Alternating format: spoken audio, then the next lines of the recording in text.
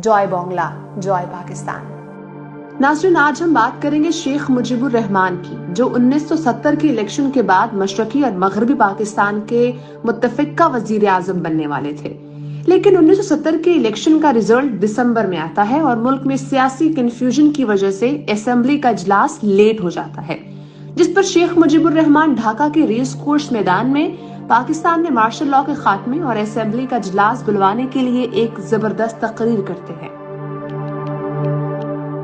बांग्लादेश के क़याम के बाद हिंदुस्तानी मीडिया ने मगरबी पाकिस्तान में ऐसा तासुर देना शुरू किया कि जैसे शेख मुजीबुर रहमान पाकिस्तान का गद्दार था, और इस तरह हिंदुस्तानी मीडिया ने बाकायदा मंसूबाबंदी से ऐसी किताबें छापना शुरू की कि जिनसे ये तासुर मिलता था कि जैसे शेख मुजीबुर रहमान बहुत अरसे से अलहदगी चाहते थे।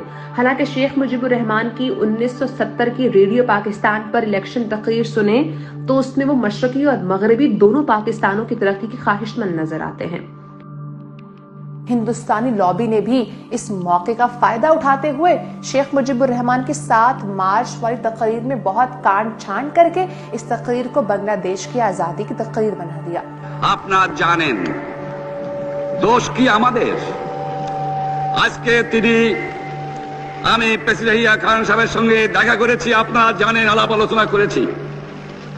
আমি শুধু বাংলার নয়, পাকিস্তানের মেজরিটি পার্টির নেতা হিসাবে তাকে অনুরোধ করলাম 15 ফেব্রুয়ারি তারিখে আপনি জাতীয় পরিষদে অধিবেশন দেন।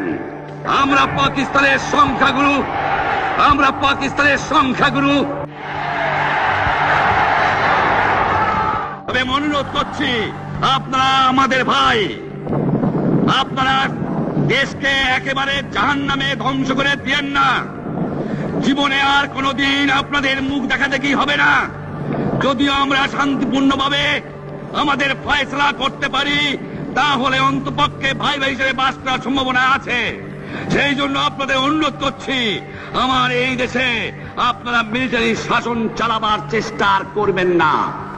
मशरकी पाकिस्तान की अलहदगी के कई सालों बाद बांग्लादेश आर्मी के डिप्टी चीफ और अवामी लीग की हुकूमत में आला ओहदों पर रहने वाले air vice marshal A K. Khandkar ने 2014 में एक किताब लिखी जिसका नाम भुटोर बायर 1971 था, और इस किताब में अवामी लीग के अपने आला ओहदेदारों ने तस्लीम किया कि शेख मुजीबुर रहमान मुहिब्बे वतन पाकिस्तानी थे और शेख मुजीब की 7 मार्च की तकरीर के बहुत से अहम हिस्से गायब कर दिए गए हैं।